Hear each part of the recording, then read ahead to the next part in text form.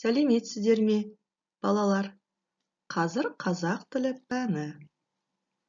Келесі суретке назар аударайық. Балалар, мына суретті ребусты шешейік. Қарға дегенде соңғы екі әріпті алып тастаймыз. Ат, парта дегенде соңғы үш әріпті алып тастаймыз. С, өзен дегенде соңғы екі әріпті алып тастаймыз. Сонда қандай сөз шықты, балалар? Иә, өте дұрыс. Қаратпа сөз. Біздің бүгінгі тақырыптың атауы шықты. Өте жақсы. Бүгінгі оқу мақсатымыз. Сөйлемнен қаратпа сөзі табамыз. Тыныс белгісін қоюды үйренеміз. Мәтін туралы білімімізді толықтыра түсеміз. Балалар, оқулықтағы бірінші жаттығуға назар аударайық. Сіздерге кесте берілген. Бұл кестенің екі бағанында сөйлемдер бар. Енді осы сөйлемдерді оқып салыстырайық. Олардың мазмұнына және тыныс белгісіне назар аударайық. Арайлым, сен кітапханаға бардың ба? Арайлым кітапханаға барды. Әже, ертегі айтып беріңізші. Әжем ертегі айтты. Дүкеннен керек заттарды алуды ұмытпа. Қызым дүкеннен керек заттарды алып келді. Сөйлемдерді салыстыру барысында не байқадық? Иә, бірінші бағандағы сөйлемдерде тыныс белгілері бар. Үтір тұр екен. Өте жақсы. Яғни бұл сөйлемдер қандай мақсатта айтылып тұр? Иә, біреудің назарын аудару мақсатында айтылып тұр.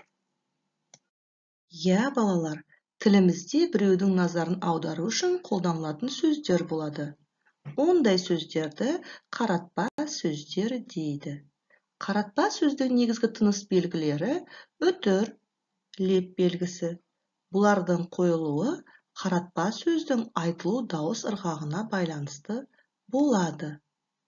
Егер қаратпа сөз сөйлем ішінде көтеріңкі дауыспен айтылса, леп белгісі қойылады. Мысалы, сонда да мектепке кел, жандос. Ал егер көтеріңкі дауыспен айтылған қаратпа сөз сөйлемнің басында келсе, одан кейін леп белгісі қойылады. Мысалы, Нұрбек, біз бас жүлдені алдық. Қаратпа сөз сөйлемнің басында келсе, одан кейін үтір қойылады. Мысалы, Жанар, сабағыңды оқы. Қаратпа сөз сөйлемнің ортасында келсе, екі жағынан үтір қойылады. Мысалы, жарайды, Анар, сенің дегенің болсын.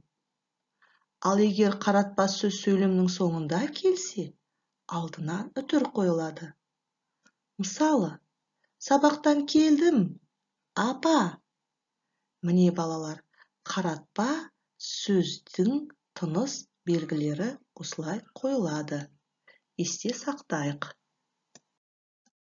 Балалар, мына тапсырманы орындайық. Сөйлемдерден қаратпа сөздерді тауып, тыныс белгілерін қояйық. Бірінші сөйлемге назар аударайық. Ешқандай тыныс белгісіз оқып көрейік. Ботақаным келші қасыма. Ал енді осында қаратпа сөз қайсы болады? Иә, дұрыс айтасыздар, ботақаным. Ендеше ботақаным деген сөзден кейін үтір қойсақ, ол қалай оқылады? Ботақаным, келші қасыма. Өте жақсы.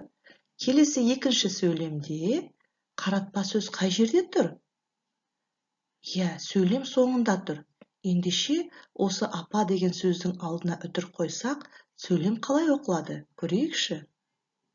Аулада ойнайық па? Апа. Өте жақсы. Келесі сөйлемге қарайық. Бұл жерде қаратпа сөз қайсысы? Нұрлан, дұрыс. Ендеше Нұрланның алдына біз қандай тыныс белгісін қоямыз? үтір қоямыз, көтеріңкі дауыспен айтамыз. Біз бірінші орын алдық, Нұрлан.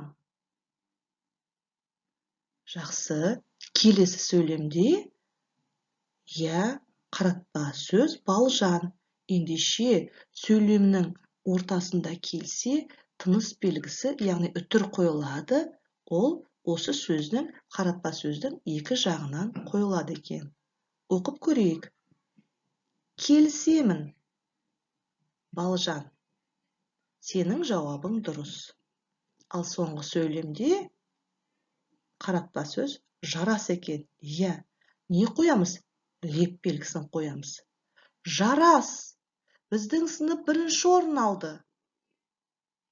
Міне балалар, біз сіздермен қаратпа сөздің тыныс белгілерін орынды қойып шықтық. Тамаша. Балалар, біздің бөлімнің атауы жақсыдан үйрен, жаманнан жирен екенін сіздер білесіздер. Мына берілген суреттерге қарап, жақсы істерді бойымызға сіңірейік, ал жаман істерден аулақ болайық. Қоғамдық көлікке кірген қарт адамға орын беру, ол үлкен сыйластықты, әдептілікті, көргенділікті білдіреді. Ал қарт адамға орын бермей отыру, көрмегенсіп отыру, ол әдепсіздікті, білместікті, жаман істі білдіреді. Айналадағы қоршаған ортаға қамқорлықпен қарау, өсімдіктерді суғару, күтіп-баптау, жануарларды қорғау, яғни ол жақсы үлгілі істер. Ал айналадағы қоршаған ортаға зиян келтіру, сындыру, жануарларға қиянат көрсету, ол жаман істер. Балалар, жақсыдан үйреніп, жаманнан жиренейік. Әрқашанда жанымыз жақсылыққа толы болсын. Ал балалар, енді жеке тапсырманы орындайық. Оқулықтағы екінші жаттығуға назар аударайық. Мәтінді мұқият тыңда. Нұржан кішкентай ағаштың артық бұтақтарын қия бастады. Байқамай, қабығымен қоса діңін кертіп тастады. Балам-ау, мұның не? Ағашты жарақаттадың ғой. Енді ол жылайтын болды. Нұржан қалт тұрып қалды. Қалайша? Ағашта жылай ма? Деді таңданып. Әрине, оның да жаны бар. Ол да тіршілік иесі. Оны сезіне білуің керек, деді бағбан. Балалар, осы мәтінде діңі деген сөз түсініксіз сөз болып тұр, ендеше қарайық. Ол ағаштың діңі.